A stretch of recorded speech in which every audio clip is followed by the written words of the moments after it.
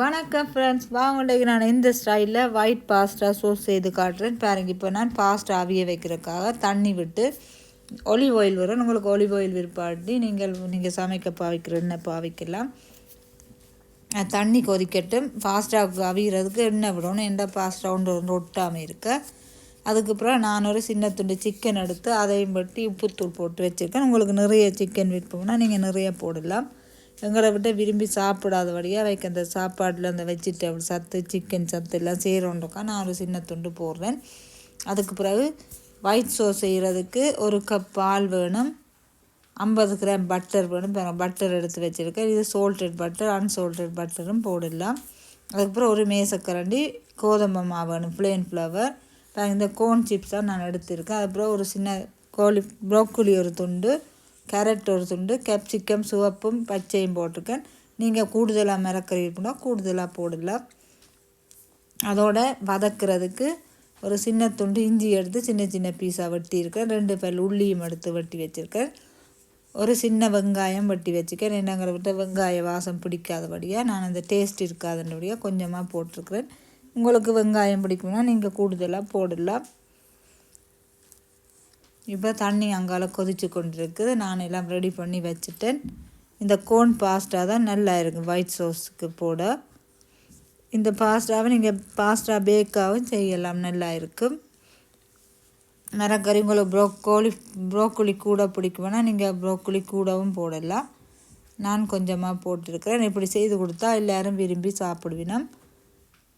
இப்போ பாஸ்தா அவிஞ்சோன்றிருக்கு. நான் இந்த சிக்கனை பொரிக்கணும். பாஸ்தா நல்லா கொதித்து நிறைய நேரம் அவியணும்.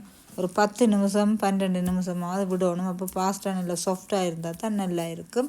இப்போ பாஸ்தா அவிச்சு எடுத்தாச்சு. நான் 50 கிராம் பட்டர் எடுத்து உருக போட்டுட்டு அதில் ஒரு சின்ன துண்டு கராம்பும் போட்டிருக்கேன். சில பேர் மிளகும் போடுறது, பெயிலியும் போடலாம்.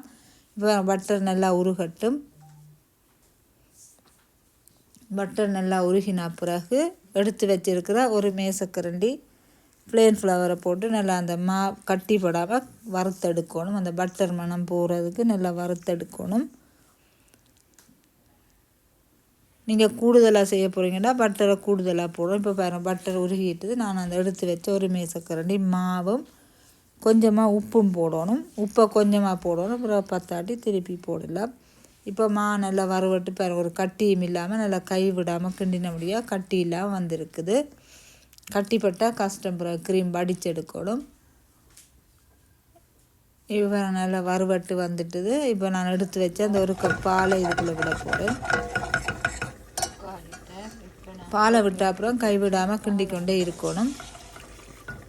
நான் கொஞ்சமாக செய்கிறதே 1 கப் பால் எடுத்துருக்கிறேன். நீங்கள் கூடுதலாக செய்கிறேன்டா இது எல்லாத்தையுமே கொஞ்சம் கொஞ்சம் கூடி போட்டு விட்டா சரி. இப்போ பாரு, நான் கைவிடாமல் கிண்டிக்கிறேன், கட்டிப்படை இல்லை. பிறகு இதுக்கு கொஞ்சம் மிளகு போடணும்.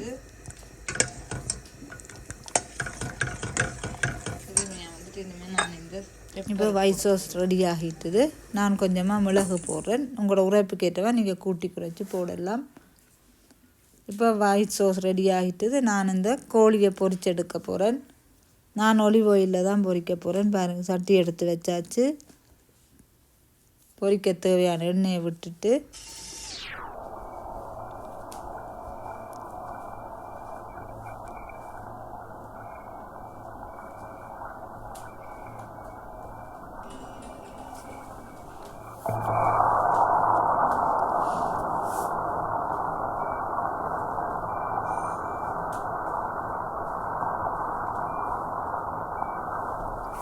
அதே எண்ணெயில் நான் இந்த உள்ளி, இஞ்சி, வெங்காயம்,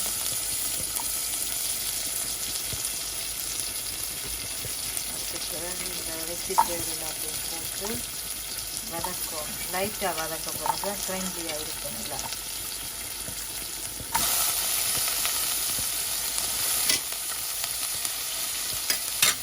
கட்டிக்கிட்டு கொஞ்சமாக வதக்கினா போதும். பிங்க் சோல்ட் போடுவோம், டேஸ்ட்டாக கிரஞ்சியாக இருந்துச்சுன்னா கடி வரும். ஒரு 50 வீதம் 60 வீதம்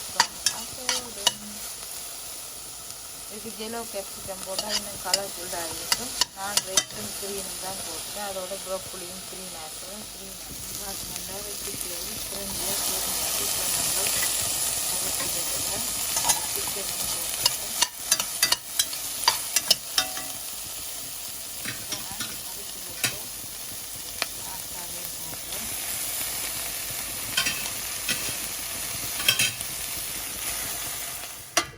பார்த்தீங்கன்னா அந்த க்ரீமுக்குள்ள பாஸ்தா எல்லாத்தையும் அள்ளி போடுறேன். போட்டுட்டு காட்டுறேன்.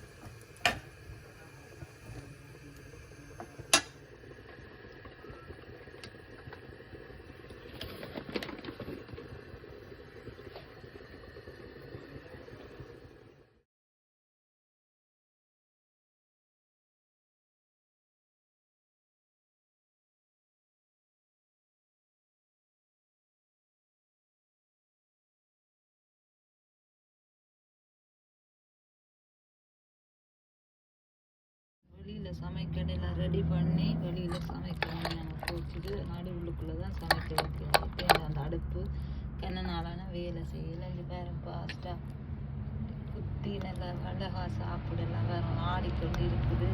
அப்படியே குத்தி அப்படி எடுத்து அழகாக சாப்பிட நல்ல டேஸ்ட்டாக இருக்குது.